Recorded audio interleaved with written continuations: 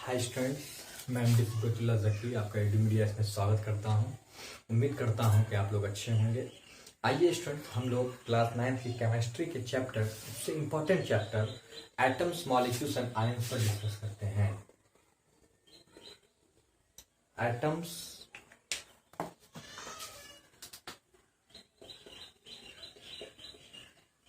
Molecules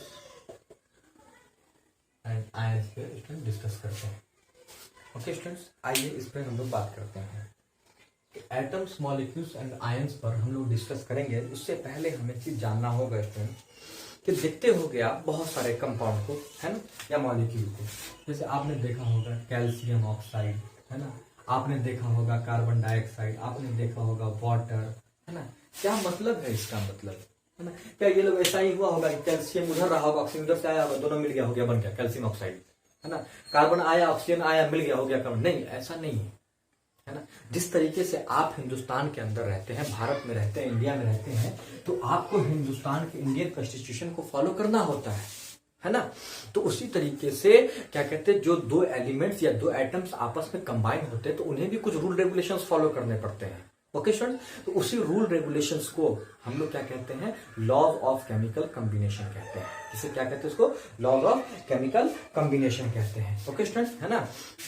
तो law of chemical combination होता क्या है, तो लॉ ऑफ केमिकल कॉम्बिनेशन क्या होता है कि जो दो या दो से ज्यादा एटम्स या दो एलिमेंट्स आपस में कंबाइन करके मॉलिक्यूल या कंपाउंड का फॉर्मेशन करते हैं, तो वे रूल को फॉलो करते हैं। उस रूल्स को अपन कहते हैं law of chemical combination. Law of chemical combination दो तरीके का होता है, आइए देखते हैं।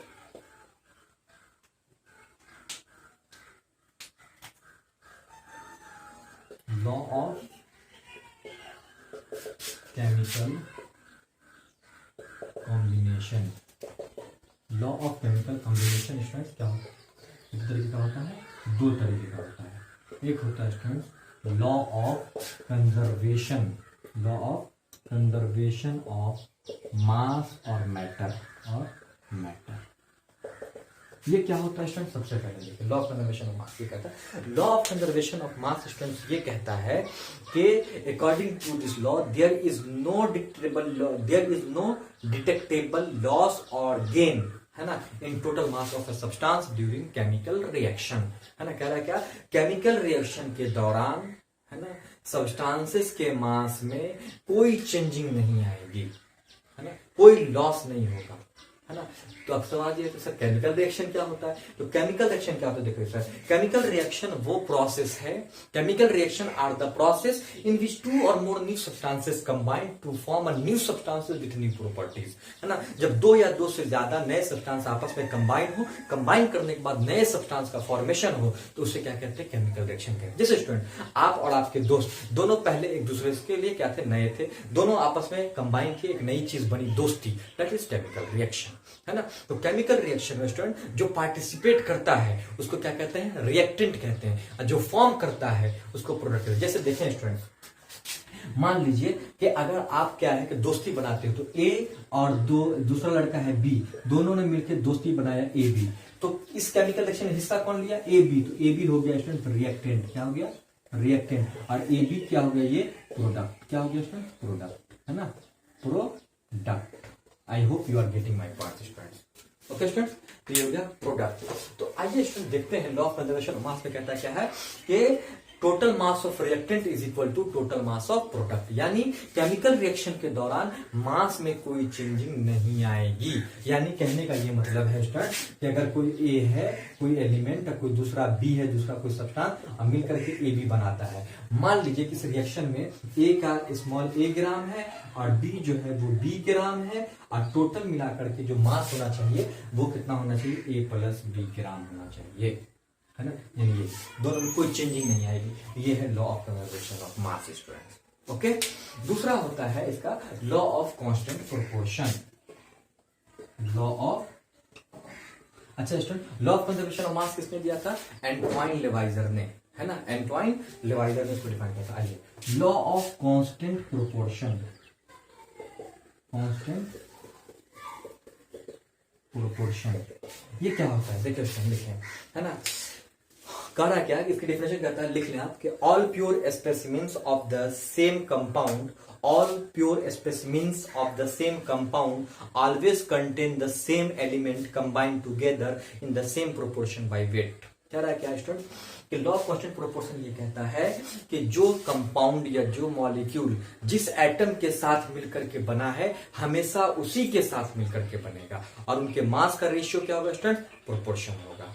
ओके स्टूडेंट, कैसे देखें, जैसे सपोज वाटर है, वाटर हमेशा हाइड्रोजन और ऑक्सीजन के साथ ही मिलकर के बनेगा, ये लॉ ऑफ कांस्टेंट प्रोपोर्शन कहता है। अब इसमें देखिए हाइड्रोजन वाटर में दोनों का रेशियो कितना है, वो हाइड्रोजन ऑक्सीजन का 2:1, तो ये हमेशा 2:1 की रेशियो में ही होगा, 2:1 की रेशियो में ही होगा। अगर इसका बाई वेट निकाले तो देखिए हाइड्रोजन का एटॉमिक मास कितना होता है, 1 ही होता है, 2 एटम है तो 16, 2 ऑक्सीजन का कितना होता है एटॉमिक मास, यानी कि 16 है ना, 16, तो देखो 2 + 18 कितना हो गया स्टूडेंट, 2 + 18। तो अगर इन दोनों का रेशियो निकाले, देखिए तो हाइड्रोजन का मास कितना हो गया 2 और इसका ऑक्सीजन का 16, 2 × 1 = 2, 2 × 8 = 16, यानी 1:8। तो इन दोनों के मास का रेशियो क्या होगा स्टूडेंट, 1:8 ही होगा हमेशा। ओके स्टूडेंट, है ना, तो यही कहता है law of constant proportion. Law of constant proportion क्या कहता है कि जो कंपाउंड या जो मॉलिक्यूल जिस एटम या जिस एलिमेंट के साथ मिलकर बना है हमेशा उसी के साथ मिलकर के बनेगा, है ना, और same proportion by weight. Okay student, I hope you are getting my point. आइए स्टूडेंट, उसके बाद हम लोग डाल्टन्स की एटॉमिक थ्योरी को पढ़ते हैं। स्टूडेंट, इसका नोट्स आपको मिल जाएगा हमारे इस चैप्टर के लास्ट वाली वीडियो में। ओके स्टूडेंट, तो मैं इस पर नोट्स दिखा नहीं रहा, लेकिन हाँ आपको एक एक बार मैं बोल दे रहा हूँ, अगर आपको लिखना है तो पॉज कर करके लिख लें। ओके स्टूडेंट, आइए अब हम लोग देखते हैं डाल्टन्स की एटॉमिक थ्योरी क्या है। डाल्टन ने सबसे पहले एटम के बारे में कुछ कहा था, उन्होंने अपनी थ्योरी दी थी। उन्होंने सबसे पहले क्या था कि all matter is divided up, है ना, all matter is made up of very small particles called atom which cannot be divided further। है ना, कह रहा है क्या, डाल्टन की पहली एटम थ्योरी क्या कह रहा है कि जितने भी सब मैटर हैं वो सब के सब एक छोटे पार्टिकल से बने हुए हैं।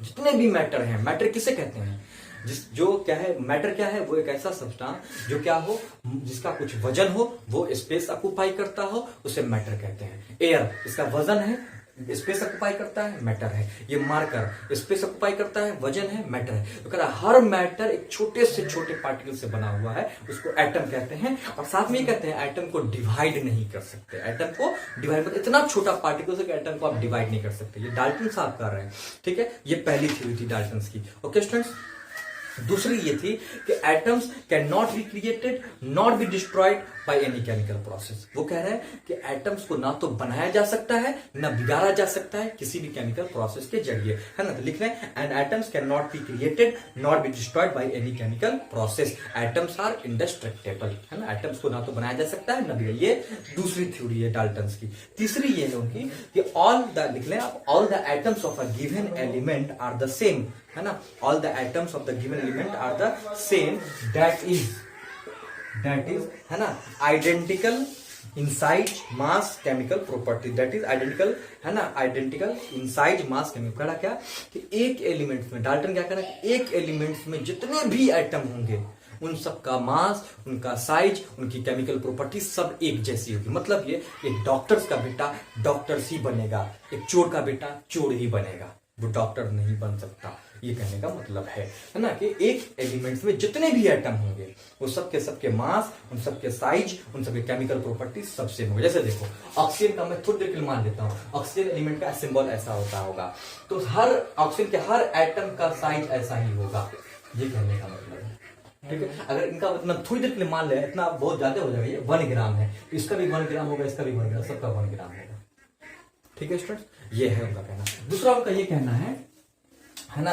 दूसरा उनका ये कहना है कि चौथी चीज उनकी ये है कि डिफरेंट एलिमेंट्स, लिख लें आप, पहले लिखें, atoms of different elements have different masses and chemical properties. कह रहा क्या कि अलग अलग एलिमेंट्स के एटम का मास, साइज सब कुछ अलग अलग होगा, है ना। यानी ऑक्सीजन और नाइट्रोजन के एटम का मास एक जैसा नहीं हो सकता, साइज एक जैसा नहीं, मतलब कि चोर और डॉक्टर का बेटा, है ना, क्या है, दोनों कभी ऐसा नहीं होगा कि चोर का बेटा डॉक्टर बन सकता है, है ना। अब डॉक्टर का बेटा चोर बन सकता है, ऐसा नहीं हो सकता, ये डाल्टन साहब की थ्योरी के अकॉर्डिंग, है ना। और पांचवी चीज ये है कि एटम्स ऑफ टू और more elements join together during chemical combination to form compound atoms. कह रहा है क्या, है ना स्टूडेंट, कंपाउंड एटम को याद रखना मॉलिक्यूल कहा जाता है ना। सबसे पहले डाल्टन ने कहा था ये कंपाउंड एटम है। तो इनका क्या कहना है फ्रेंड कि दो अलग अलग एलिमेंट्स के एटम मिल करके कंपाउंड एटम बना सकते हैं, है ना। जैसे देखो CO2 है ना, H2O, ये दो अलग अलग एलिमेंट्स के एटम मिल करके कंपाउंड बना सकते हैं, कोई डाउट नहीं। हाँ, उन्होंने अगला ये भी कहा, अगला आप ये भी लिख लें, पॉइंट नंबर 6 के पॉइंट नंबर 6 लिख लें आप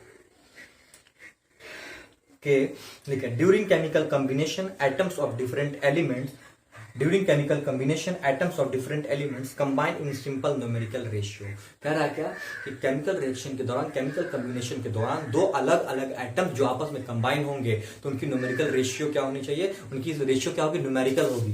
यानी जैसे देखो H2O, दो अलग अलग एटम आपस में कंबाइन किए तो इन दोनों ने अपना अपना एटम का रेशियो क्या है, देखो इसका 2, इसका ऑक्सीजन का 1 है, 2:1। ये न्यूमेरिकल रेशियो होना चाहिए, फ्रैक्शन में नहीं होना चाहिए। चलो ठीक है, लास्ट एंड फाइनल लिखे आप, सातवां है ना, atoms of the same elements can combine in more than one ratio two produce more than one compound. मैंने कह रहा क्या, यहाँ दो सेम एलिमेंट मिलकर करके दो या दो से ज्यादा कंपाउंड बना सकते हैं, बट शर्त यह है कि उनका रेशियो अलग अलग होना चाहिए। जैसे देखिए, कार्बन और ऑक्सीजन मिलकर के कार्बन डाइऑक्साइड भी बना लिया और कार्बन और ऑक्सीजन मिलकर के कार्बन मोनोऑक्साइड भी बना लिया, है ना। तो देखिए दोनों में रेशियो सिर्फ अलग अलग है, तो ऐसा कर सकते हैं। ये डाल्टन्स की एटॉमिक थ्योरी थी।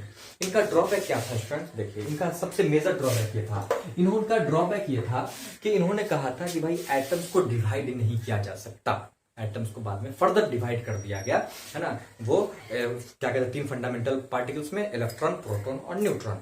एक थ्योरी की गलत हो गई। उन्होंने कहा था कि भाई क्या करते हैं, एक एलिमेंट का जितना एटम होगा उनका मास, साइज, केमिकल सब सेम होगा, है ना। साइंटिस्ट ने कहा नहीं साहब, अलग अलग भी हो सकता है, थोड़ा सा होगा अलग, अप्रोक्सीमेटली तो अलग होगा ही, है ना। तीसरा उन्होंने कहा था कि अलग अलग एलिमेंट का एटम का मास, साइज, केमिकल प्रॉपर्टीज क्या होगा, अलग अलग होगा। साइंटिस्टों ने कहा नहीं, सेम हो भी सकता है। ओके स्टूडेंट, ये थी इसकी ड्रॉबैक। तो ये 3 ड्रॉबैक थी डाल्टन्स की। I hope you are getting my point student. Thank you very much. अगर आपको अच्छा लगा हो तो नेक्स्ट वीडियो आप मेरे चैनल को सब्सक्राइब कर दीजिएगा, शेयर कर दीजिएगा और बेल आइकन को प्रेस कर दीजिएगा ताकि आपको इस चैप्टर से रिलेटेड सारी वीडियोस की इन्फॉर्मेशन आसानी से मिल सके, ना। मिलते हैं स्टूडेंट्स नेक्स्ट वीडियो में, जब तक के लिए आपका बहुत बहुत धन्यवाद।